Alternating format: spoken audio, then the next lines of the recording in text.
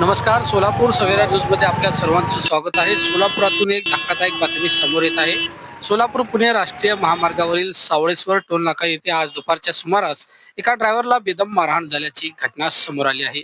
घटनेनंतर रागवलेल्या ड्रायव्हर बांधवांनी टोल नाक्याची तोडफोड देखील केल्याची प्राथमिक माहिती समोर आली आहे. मिळालेल्या माहितीनुसार एक वाहन चालक आणि टोल प्लाझावरील कर्मचाऱ्यांमध्ये वाद झाला. हा वाद क्षणातच भांडणात रूपांतरित झाला. त्यानंतर टोल कर्मचाऱ्यांनी ड्रायव्हरला मारहाण केल्याचे सांगितले जात आहे. या घटनेनंतर इतर ड्रायव्हरनी एकत्र येऊन टोल नाक्यावर मोठ्या प्रमाणात तोडफोड देखील केल्याची प्राथमिक माहिती समोर आली आहे. घटनेनंतर टोल नाका परिसरात एकच खळबळ उडाली होती. सध्या टोल नाक्यावर वाहतूक काही प्रमाणात ठप्प झाली आहे.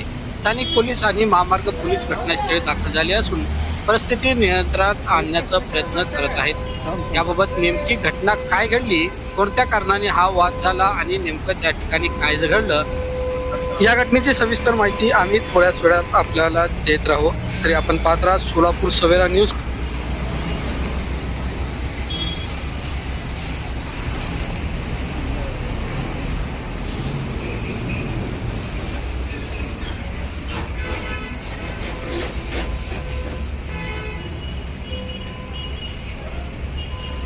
Now and press the bell icon. Never miss a